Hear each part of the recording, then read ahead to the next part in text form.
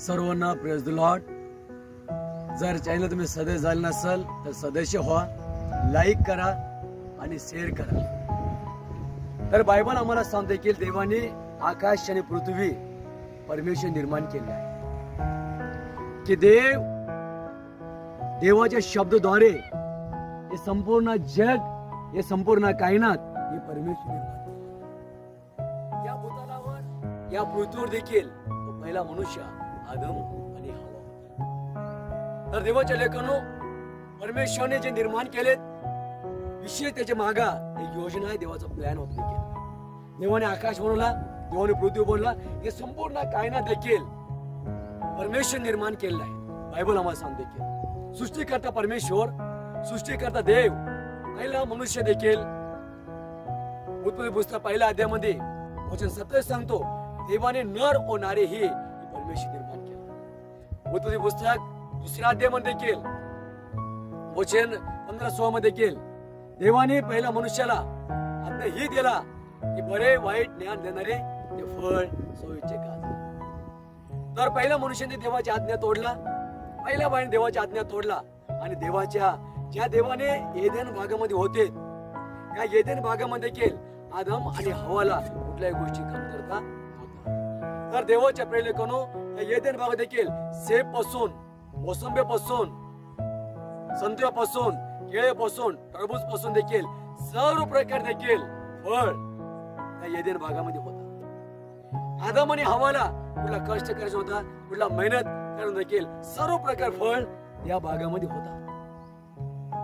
पण बायबल सांगतो की हवा, सैतानने हवा बाईला फसवला, त्याने दररोज ते आकर्षण केला।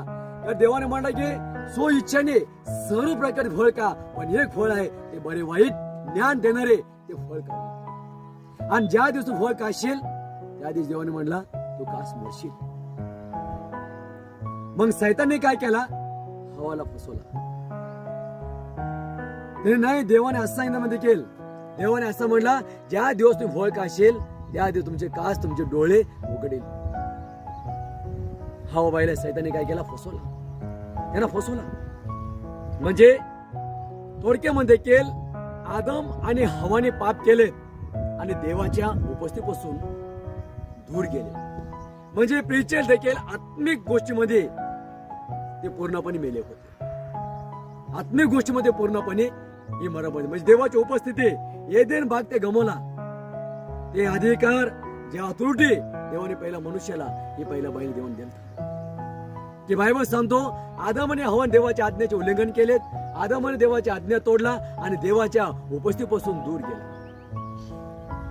तर प्रिय लेखनो, बायबल सांगते की आदम देवाची आज्ञा तोडला, आदमाने देवाचा विरोध वागला। आज भी देवाची आज्ञा आहे देखील, देवाची आज्ञा बरेच प्रकार देखील, लाखो करोड देखील ईश्वरची आज्ञा आहे। आज आम्ही देवाची आज्ञा पाळतो का? आज आम्ही परमेश्वरच्या मार्गाने आम्ही चालतो का? तर देव आम्हाला शिकवते की मी देवाच्या मार्गाने चालणार आहे आणि मी देवाच्या आज्ञाकारी हे बनले पाहिजे। आज मानव जीवन पूर्णपणे पापाच्या अधीन आहे। फळ ते कुठला देखील, हे दारू पिणे हे बी फळच आहे, हे तोटा चोळणे, असा काने हे बी फळच आहे देखील, बिडी फुगणे हे बी फळच आहे देखील, वाईट दृष्टिकोन पाहणे, उघडे तांगडे फुटू बघणे, मोबाईल मध्ये देखील सेक्स, बीपी, हिडू पाहणे देखील हे बी परमेश्वर दृष्टी हे विचार आहे।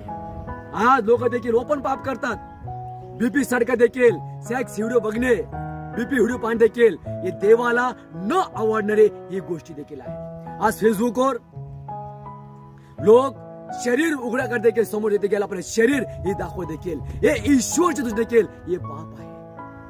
बायबल सांगते देखील रोम का पुस्तक 3 अध्यायामध्ये देखील पापाचे वेतन ही मरण आहे।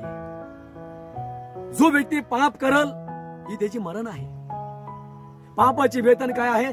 मरण देखील आहे, आणि जो पाप कर देखील त्याचे मरण आहे। प्रभू येशू ख्रिस्तामध्ये सारोकाले जीवन आहे, आणि तो येशू या जगात आला संपूर्ण मानव जातीला आनंदकाळ जीवन देण्यासाठी। आज लोक देखील बाबा येशू आमचा नाहीये, येशू फलाना आहे, बिस्तर देखील विदेशचा परमेश्वर, अमेरिकाचा परमेश्वर, अशा लोकांच्या मनामध्ये मेंटल अशी लोकांची सोच आहे।